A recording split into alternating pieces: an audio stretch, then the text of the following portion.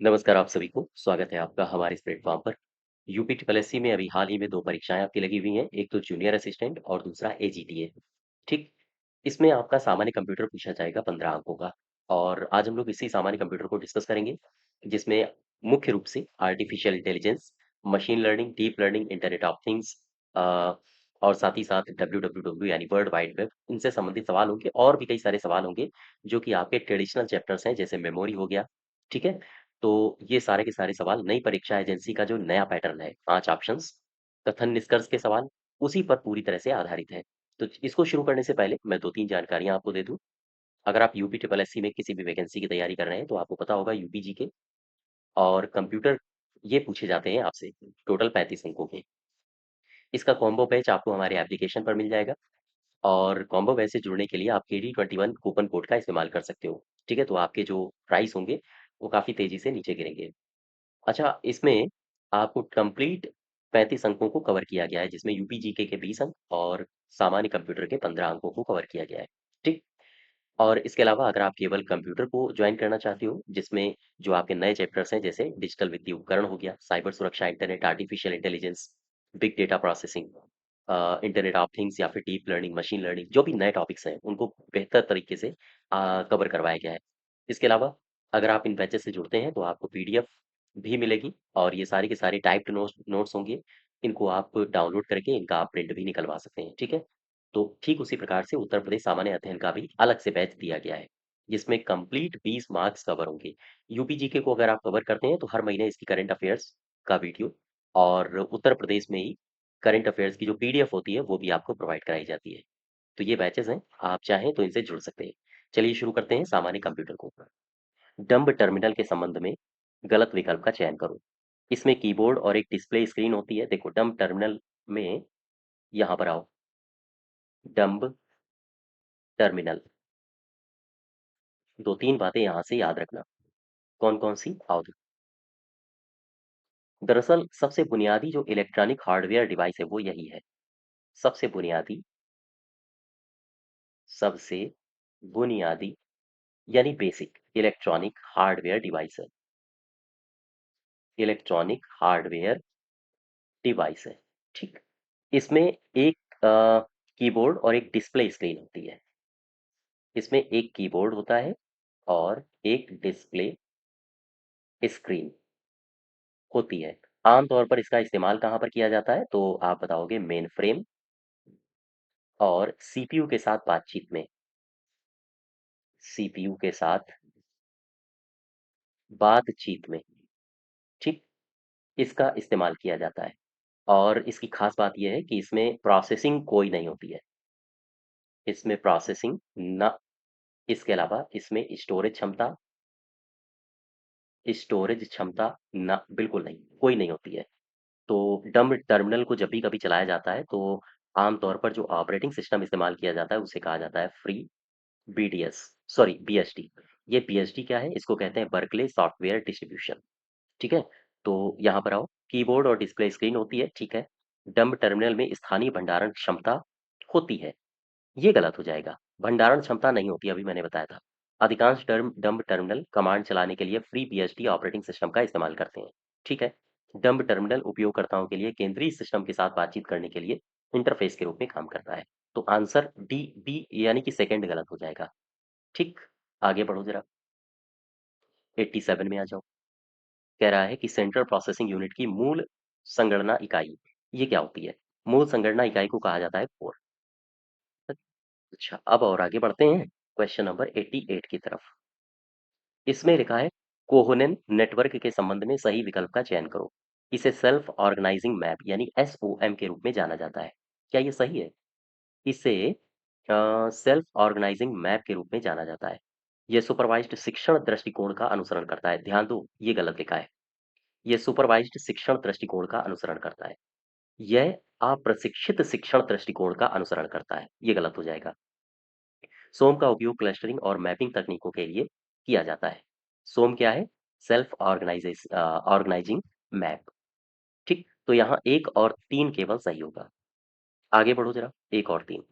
89 देखो, AI artificial intelligence में निर्णय या सामान्य ज्ञान भाग का उपयोग करके समस्या को हल करना आमतौर पर जाना जाता है। क्या कहते हैं इसे? आर्टिफिशियल इंटेलिजेंस में निर्णय या सामान्य ज्ञान भाग का उपयोग करके समस्या को हल करना, इसे कहा जाता है ह्यूरिस्टिक फंक्शन। ये क्या होता है? दरअसल ये सर्च एल्गोरिदम की दक्षता और प्रभावशीलता को बढ़ा देता है। तो सी पार्ट सही हो जाएगा। ठीक, आगे बढ़ो जरा, 90 में आ जाओ। कह रहा है कि माइक्रोसॉफ्ट एक्सेल की कौन सी विशेषता यानी फीचर का उपयोग ये परिभाषित अनुक्रम में दर्ज किए गए डेटा को स्वचालित करने के लिए किया जाता है। इसे कहते हैं स्टाइल्स, ऑटोफिल, डिपेंडिंग, या फिर अलाइनमेंट, या फिर नन ऑफ दीज। इसे कहेंगे ऑटोफिल। ठीक है, ऑटोफिल। आगे बढ़ो, 91 में आओ। 91 क्या कह रहा है? सही विकल्प का चयन करो। WLL इसके पूरा नाम है वायरलेस लोकल लूप, सही है। PSTN को कहते हैं पब्लिक स्विच्ड टेलीफोन नेटवर्क, ये भी ठीक है। वानु, WANU को कहते हैं वायरलेस एक्सेस नेटवर्क यूनिट, ये भी ठीक है। वासु को कहते हैं वायरलेस एक्सेस सेट यूनिट, नहीं कहते हैं, ये सेट गलत है। इसे कहते हैं सब्सक्राइबर, सब्सक्राइबर यूनिट। ठीक, तो चौथा गलत हो जाएगा। सही का चयन करना है तो पहला, दूसरा, तीसरा, 1, 2, 3, डी पार्ट इसका सही होगा। और आगे बढ़ो जरा, 92 में आ जाओ, 92। 2 में कह रहा है प्लग इन के बारे में निम्नलिखित में से कौन सा कथन गलत है? एडोब फ्लैश एप्लीकेशन का एक उदाहरण है जो प्लग इन के रूप में उपलब्ध होता है। क्या ये सही है? कौन सा कथन गलत है, ये पूछ रहा है। वे वेब ब्राउज़र में उपयोग के लिए अभिप्रेरित एप्लीकेशन हैं। प्लगइन एक्टिव एक्स नियंत्रण के समान है। प्लगइन्स को वेब ब्राउज़र के बाहर निष्पादित किया जाता है। याद रखें, ये वेब ब्राउज़र के बाहर निष्पादित किया जाता है, ये कथन गलत हो जाएगा। ठीक, दरअसल प्लगइन्स क्या होते हैं? मूलतः सॉफ्टवेयर होते हैं और इन्हें ऐड ऑन या फिर हम कहें एक्सटेंशन या मॉड्यूल्स भी कहा जाता है। तो कई सारे नामों से इनको जाना जाता है। ये आमतौर पर एक सॉफ्टवेयर या वेबसाइट के साथ सहजता से एकीकृत होकर काम करते हैं। तो इन्हें कहा जाता है प्लगइन्स। ठीक, आंसर हो जाएगा डी पार्ट, यानी कि डी गलत है। और देखो 93 में कौन वेब होस्टिंग के प्रकार है? वेब होस्टिंग के प्रकार मैंने आपको कंप्यूटर एप्लीकेशन की जब क्लासेस में करा रहा था, वहां बताए थे। वेब होस्टिंग, वेब होस्टिंग के प्रकार कौन-कौन से बताए थे? याद करो। एक तो मैंने बताया था शेयर्ड होस्टिंग, शेयर्ड होस्टिंग। एक मैंने बताया था वर्चुअल होस्टिंग, वर्चुअल होस्टिंग। इसके अलावा और भी कई सारे बताए थे, जैसे डेडिकेटेड, डेडिकेटेड होस्टिंग, या फिर कोलोकेटेड, कोलोकेटेड होस्टिंग। इसके अलावा मैंने बताया था क्लाउड होस्टिंग, साथ ही साथ मैनेज्ड, मैनेज्ड होस्टिंग। इसके अलावा वर्डप्रेस होस्टिंग, वर्डप्रेस होस्टिंग। तो कई सारे थे। अब यहाँ शेयर्ड भी हो जाएगा, डेडिकेटेड भी हो जाएगा, क्लाउड भी हो जाएगा, वर्डप्रेस भी हो जाएगा, ग्रिल नहीं होता है, एक्स मार्क नहीं होता है। तो कौन से हैं? 1, 2, 3 और 4। 94 में आओ। इसमें कह रहा है कि वेब ब्राउज़र में क्लियर रिसेंट हिस्ट्री, हाल ही की हिस्ट्री साफ करें। विकल्प के बारे में कौन सा कथन गलत है? यह आपको एक साथ स्टेट के साथ ब्राउज़िंग शुरू करने की अनुमति देता है। आगे कह रहा है, यह आपको हिस्ट्री रिकॉर्ड को साफ करने की अनुमति देता है। क्लियर रिसेंट हिस्ट्री कार्रवाई को पूर्ववत किया जा सकता है। 1 मिनट, कौन सा कथन असत्य है? ये कह रहा है ना, क्लियर रिसेंट हिस्ट्री, हाल ही की हिस्ट्री साफ करें, कार्रवाई को पूर्ववत किया जा सकता है, ये गलत हो जाएगा। सी पार्ट, आपकी सभी वेबसाइट्स विजिट आपके ब्राउज़र की मेमोरी से मिटा दी जाएँगी। सी पार्ट इसका सही उत्तर होगा। ठीक है? दरअसल ये आपके द्वारा जो सर्च किए गए सभी रिकॉर्ड्स होते हैं, रिकॉर्ड्स को आपके ब्राउज़र की जो मेमोरी होती है, उससे डिलीट कर देते हैं और आपको एक नए पेज से ब्राउज़िंग करने की अनुमति देते हैं। ये इसकी खास बात होती है। 95 में आओ। इसमें कह रहा है वेब ब्राउज़र और सर्च इंजन्स को वर्गीकृत करो। कौन-कौन वेब ब्राउज़र है, कौन सर्च इंजन है? अब देखो यहाँ पे, जैसे ये लिखा है फायरफॉक्स, ये ब्राउज़र है। ये लिखा है क्रोम, ब्राउज़र है। इसके अलावा ये लिखा है एज, ब्राउज़र है। इसके बाद ये लिखा है इंटरनेट एक्सप्लोरर, ब्राउज़र है। ये सफारी लिखा है, ये भी ब्राउज़र है। और ये लिखा है ओपेरा, ब्राउज़र है। इसके अलावा आप आ जाओ डकडकगो में, ये सर्च इंजन है ना? और बिंग में आ जाओ, ये भी सर्च इंजन है। आप यहाँ पे आ जाओ गूगल में, ये भी सर्च इंजन है। और याहू में चले जाओ, ये भी सर्च इंजन है। तो यहाँ पर सही उत्तर हो जाएगा 1, 2, 4, 6, 7, 10। 1, 2, 4, 6, 7 और 10। ये सारे के सारे ब्राउज़र हैं और बाकी बचे सर्च इंजन हैं। ठीक, तो ये मैंने आपको बहुत डिटेल में पढ़ाए हुए हैं कंप्यूटर की क्लास में। आप वहाँ से देखिए सवाल कंप्यूटर के वहीं से मिलेंगे मैक्सिमम। आगे पढ़ो। 96 में कह रहा है एक एमएस एक्सेल शीट में निम्न चरणों का पालन करते हुए नेम बॉक्स में क्या प्रदर्शित होगा? D5 सेल पर क्लिक करें। बहुत सारी सेल्स होती हैं, जैसे आप एमएस एक्सेल खोलते हो, एक पेज खुला, इसमें कई सारी सेल्स होती हैं, है ना? कॉलम होते हैं हॉरिजॉन्टल और वर्टिकल, इस प्रकार से।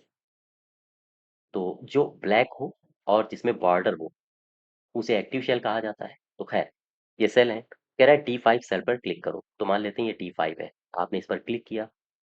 इसके बाद शिफ्ट कुंजी दबाएं और B3 सेल पर क्लिक करें।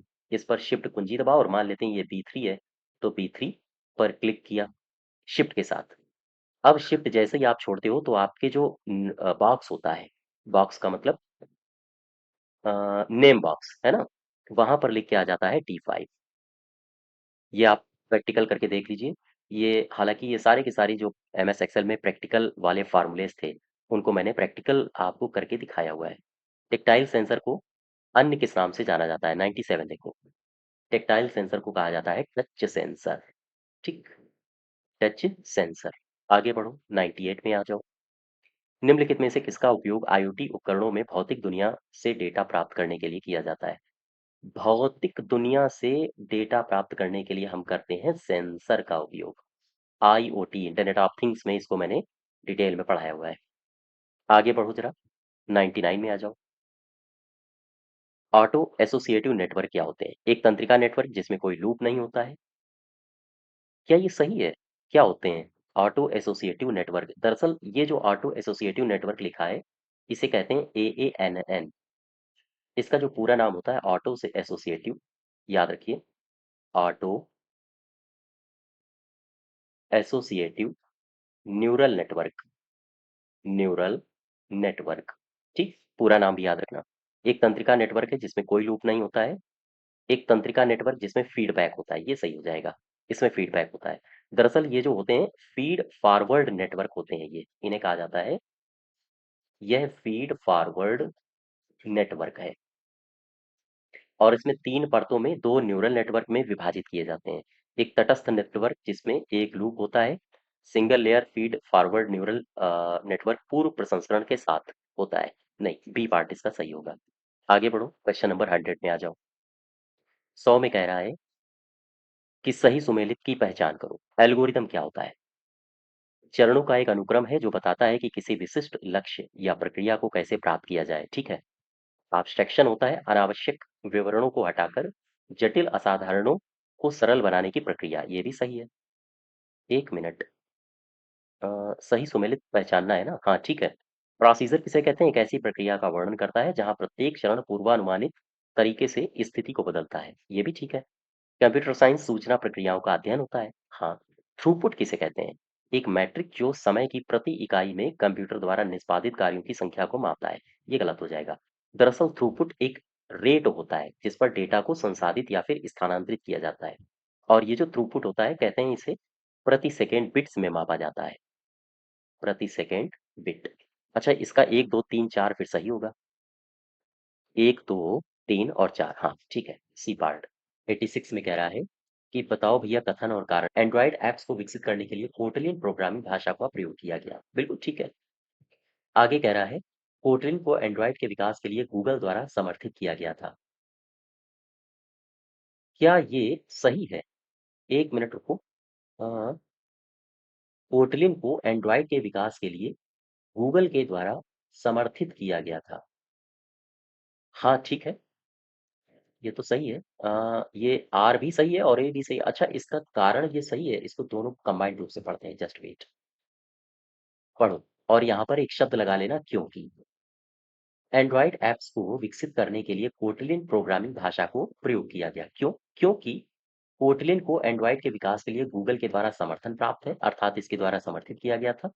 और अ, इसी कारण से जो कोटलिन प्रोग्रामिंग भाषा है, इसको आसानी से एंड्रॉइड ऐप्स के विकास के लिए इस्तेमाल किया जाता है। तो ए भी सही है, आर भी सही है और ए की सही व्याख्या भी आर करता है। अच्छा यहाँ पर आओ 87 में। कह रहा है एक्टिवेशन फंक्शन, ये क्या है? एक गणितीय फंक्शन है जिसे न्यूरॉन के आउटपुट पर लागू किया जाता है। एक्टिवेशन फंक्शन इनपुट के भारित योग की गणना करता है। उपर्युक्त दोनों, ये दोनों सही है। एक्टिवेशन फंक्शन दरअसल ये कृत्रिम जो तंत्रिका तंत्र होता है उसमें एक फंक्शन होता है और इसका आमतौर पर उपयोग क्या होता है? नोड के आउटपुट की गणना करने में, उसके इनपुट और भार के आधार पर उसकी गणना करने में इसका इस्तेमाल किया जाता है। तो यहाँ पर दोनों पार्ट सही हो जाएंगे, सी पार्ट। 88 देखो, निम्नलिखित में से कौन सा विकल्प पहाड़ी चढ़ाई एल्गोरिदम की कमियों को दर्शाता है? लोकल मैक्सिमम प्रॉब्लम और आगे दिया है रीचिंग अप रीचिंग अ प्लेट्यू और आगे दिया है रिच। क्या होगा इसका सही उत्तर? देखो चैलेंजेस इसके हैं ये तीनों।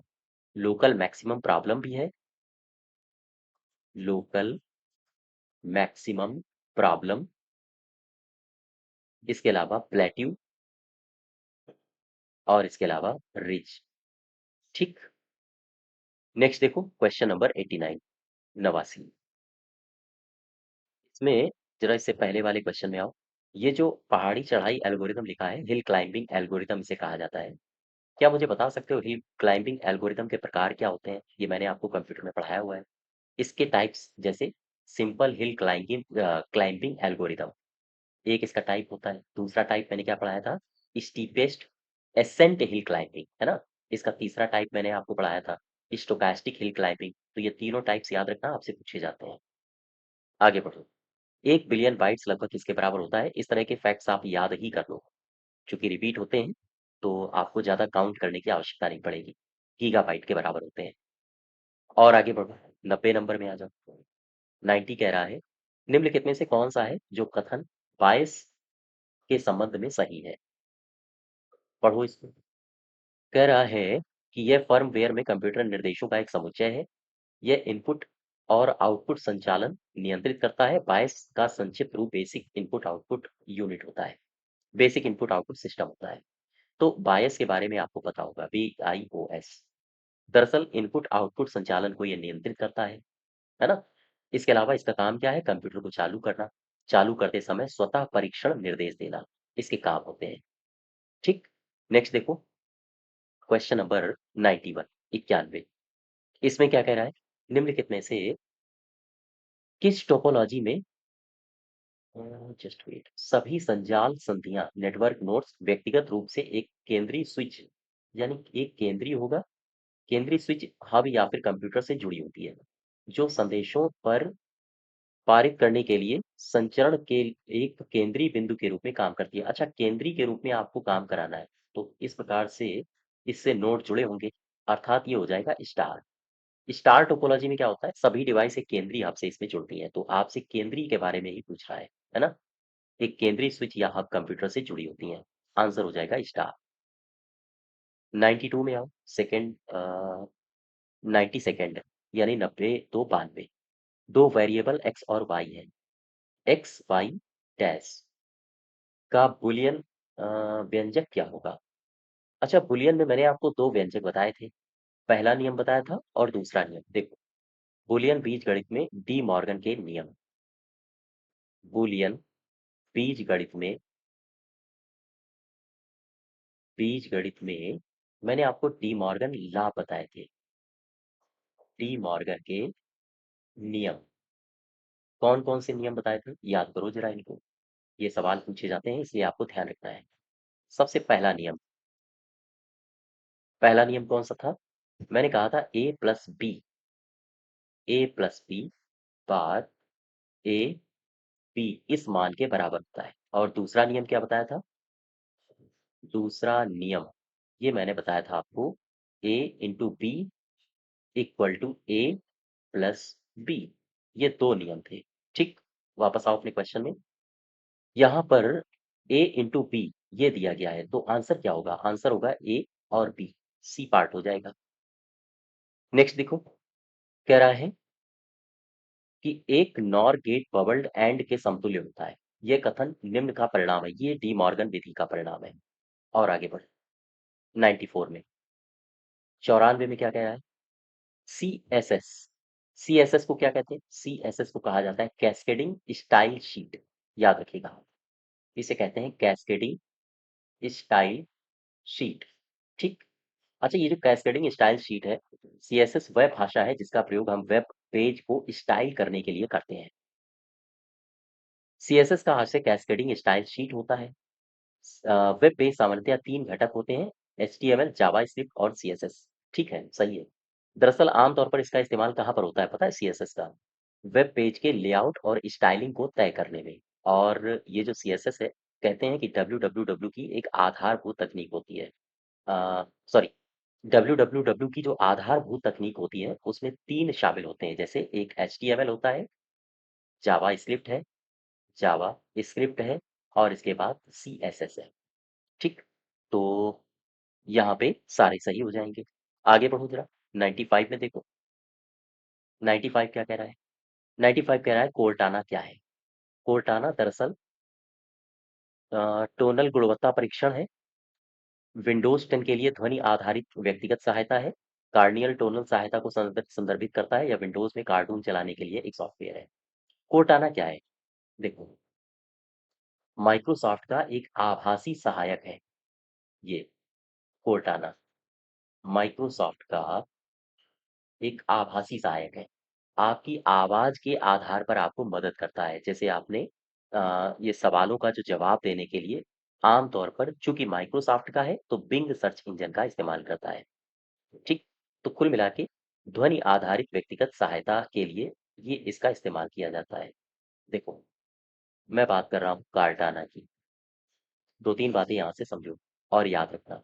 क्या है ये? आप बताओगे ये है माइक्रोसॉफ्ट। यह माइक्रोसॉफ्ट का आभासी सहायक है। आभासी सहायक। अच्छा, कैसे काम करता है ये? तो यह आपकी आवाज़ के आधार पर यह मदद करता है। ठीक है? इसके अलावा ये सवालों का जवाब, जब भी कभी सवालों का इसमें जवाब दिया जाता है, तो किस सर्च इंजन का इस्तेमाल किया जाता है? माइक्रोसॉफ्ट के, अर्थात ये बिंग सर्च इंजन का इस्तेमाल करता है।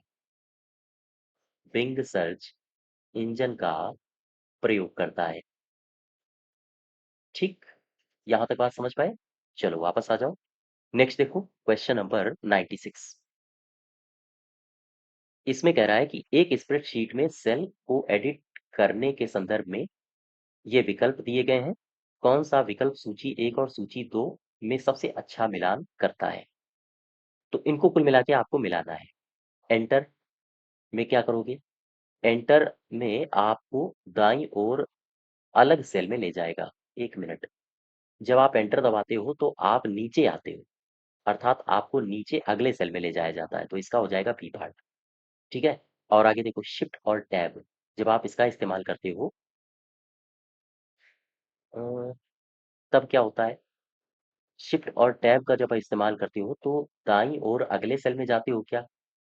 आपको नीचे ले जाया जाता है, आपको एरो की दिशा में ले जाया जाता है या आपको बाईं ओर अगले सेल में ले जाया जाता है? दरअसल जब आप शिफ्ट और टैब दबाते हो तो आप बाईं ओर अगले सेल में जाते हो।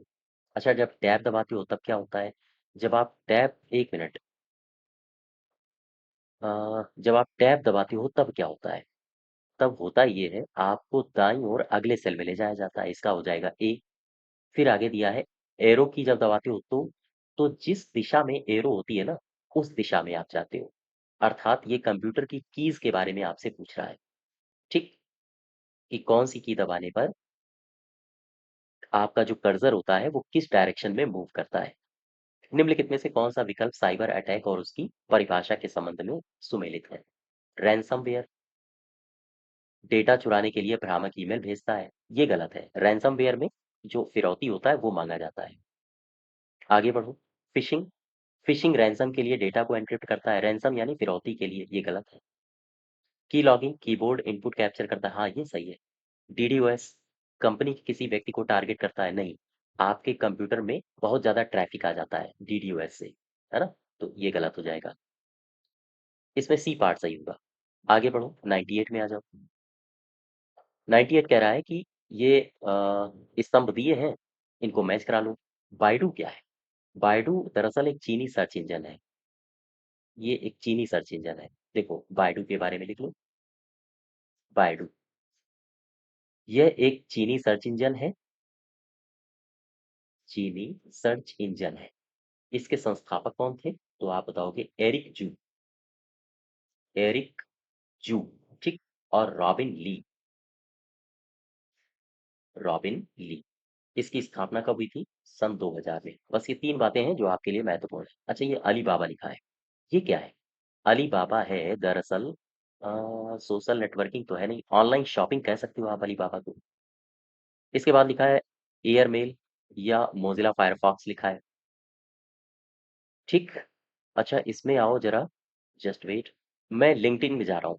ये क्या है? लिंक्डइन। ये सोशल नेटवर्किंग है, ईमेल है या फिर वेब ब्राउज़र है? क्या है? तो थर्ड का हो जाएगा ए।